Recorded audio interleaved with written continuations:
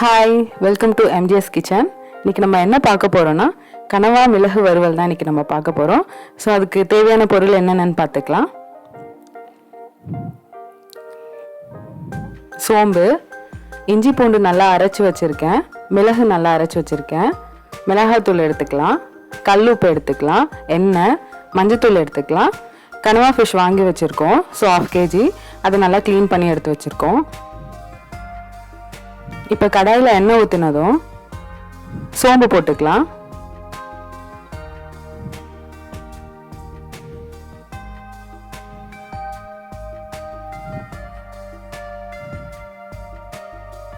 சோம்பு நல்லா பொரிஞ்சதுக்கப்புறம் இஞ்சி பூண்டு விழுது ஆட் பண்ணிக்கலாம். நல்லா கலந்து விட்டுக்கோங்க.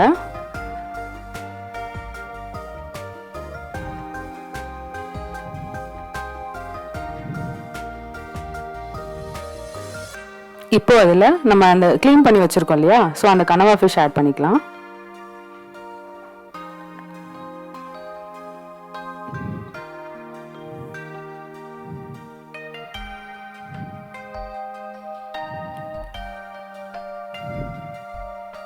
கலந்து விட்டுட்டு இப்போ மிளகாத்தூள் 1 ஸ்பூன் போட்டுக்கலாம், கொஞ்சம் உப்பு, இப்போ ரெண்டுமே நல்லா கலந்து விட்டுக்கலாம்.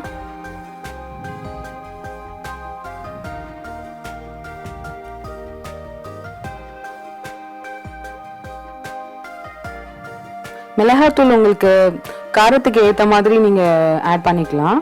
நான் 1 ஸ்பூன் போட்டிருக்கேன். ஸோ உங்களுக்கு இப்போ நம்ம இது மிளகு வறுவல் தான் பண்ண போகிறோம். ஸோ அதுக்கு ஏற்ற மாதிரி நீங்கள் மிளகாத்தூள் போட்டுக்கலாம்.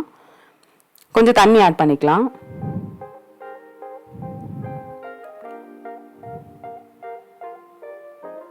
இப்போ நல்லா ஒரு கொதி வரட்டும். இப்போ நல்லா கொதிச்சிருக்கு. கனவா ஃபிஷ் வந்து ஒரு 5 minutes வெந்தால் போதும், இல்லைன்னா அது ரொம்ப ஹார்டாகிடும். நல்லா கலந்து விட்டுக்குப்போம்.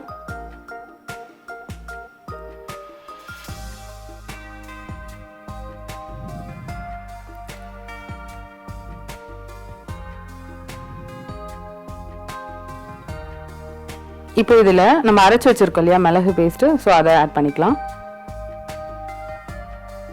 ஸோ நல்லா கலந்து விட்டுக்கோங்க.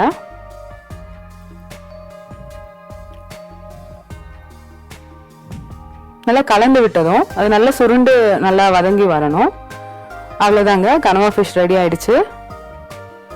நீங்கள் வீட்டில் இருக்கிற குழந்தைங்களுக்கு கொடுக்கலாம். ஸோ குழந்தைங்களுக்கு கொடுக்கும்போது காரம் கொஞ்சம் கம்மி பண்ணியே கொடுக்கலாம். நீங்கள் இதை ட்ரை பண்ணி பாருங்கள். இதில் நம்ம வந்து தக்காளி வெங்காயம் எதுவுமே ஆட் பண்ணாமல் தான் செஞ்சுருக்கோம். நீங்கள் வீட்டில் ட்ரை பண்ணிவிட்டு டேஸ்ட் எப்படி இருக்குன்னு கமெண்ட் பண்ணுங்கள்.